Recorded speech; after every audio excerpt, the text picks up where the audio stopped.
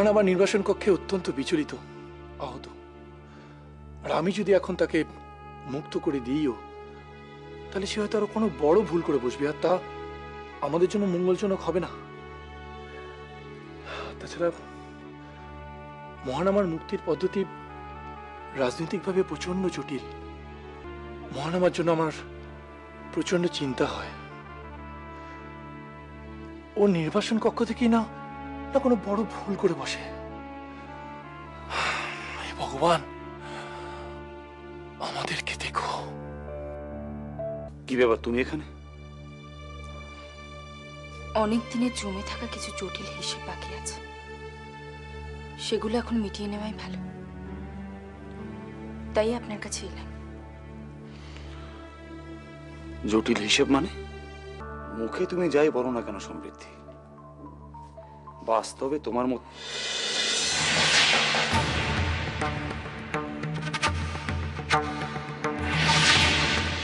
কি হলো? এ দুটো দেখে এত ভীত হয়ে যাচ্ছেন কেন?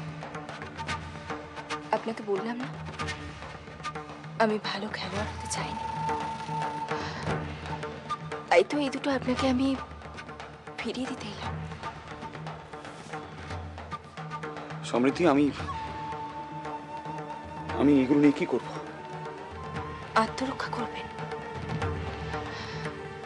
আর কখনো কোনোদিন খনার সাথে বিবাদ করার কোনো প্রয়োজন আপনার থাকবে না। আর খনাও আমাদের এই মিথ্যে নষ্ট হয়ে যাওয়া বিবাহিত জীবনটাকে রক্ষা করার জন্য আপনাকে ভয় দেখাবে না। এই দুটো আপনি আপনার কাছে রেখে দিন, আর দয়া করে কোনোদিন কোনো রাজনৈতিক খেলা খেলবেন না। খনা ছোট, তাই ও ভুল করে আপনাকে ছুরিকার ভয় দেখিয়ে দ্বিতীয় বিবাহ করার থেকে বিরত করে রেখেছিল। কিন্তু এখন আপনি স্বাধীন, মুক্ত। আপনার যা ইচ্ছা আপনি তাই করতে পারেন।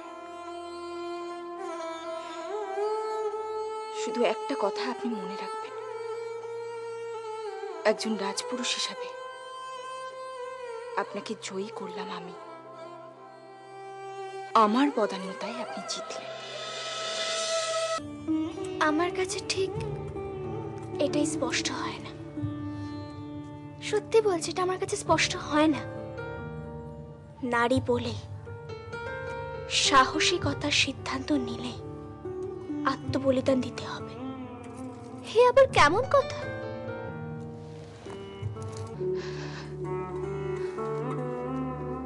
খনা, খনা, যেটা বাস্তব সেটাকে অস্বীকার করো না, কোনোভাবে অস্বীকার করার চেষ্টাও করো না।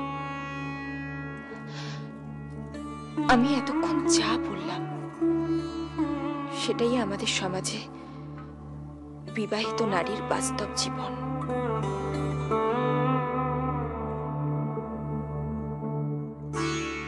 বাস্তব জীবন, এটাই সত্যি বাস্তব জীবন।